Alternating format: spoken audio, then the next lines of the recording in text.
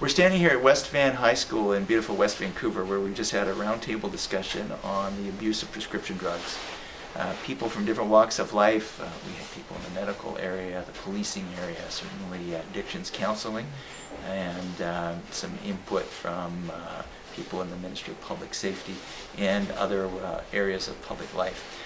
I'm really moved at the commitment of the people who were involved today. And we're going to start with Lorinda Strang from Orchard Recovery Center, based on Bowen Island.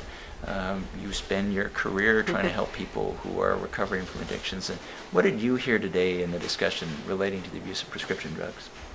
I heard a lot of good information today, and one thing that I would find very disturbing is the use of online purchasing of any prescriptions.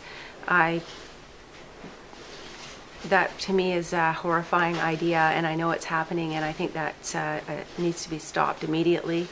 And the other thing that came up was a lot of talk about prevention and awareness and what we're doing, and I think that at the end that I work on, we help people that are already addicted, but I'd like to see more effort in prevention and awareness. Take Back Prescription Day is a good example of bringing awareness to that cause. Thank you, Lorinda.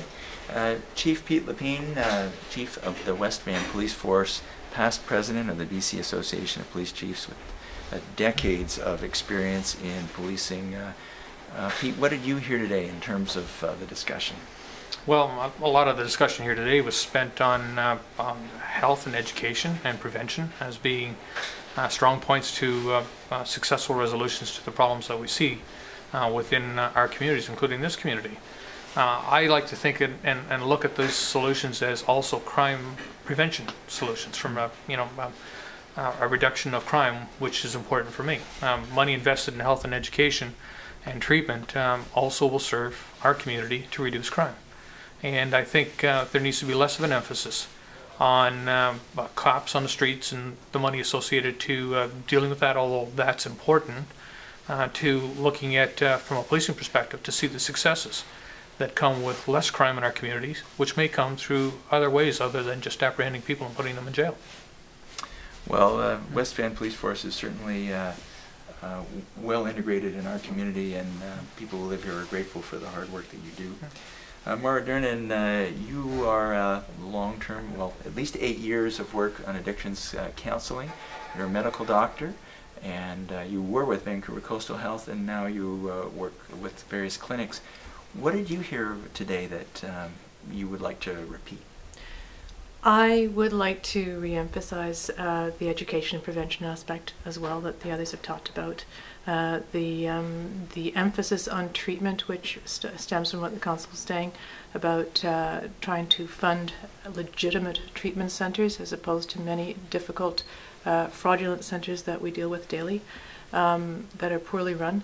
One of the most important things as a doctor that I see every day that I feel the federal government can do something concrete about is to place tighter restrictions on the prescription of readily available opiates such as Tylenol number 1, 2, and 3, and all benzodiazepine type medications, including sedative hypnotics, which are readily available from walk-in doctors, etc., etc. I would like to see better education for those doctors, for the pharmacists who prescribe them, tighter controls and sanctions on transgressions in that regard, and some of that money diverted back into treatment.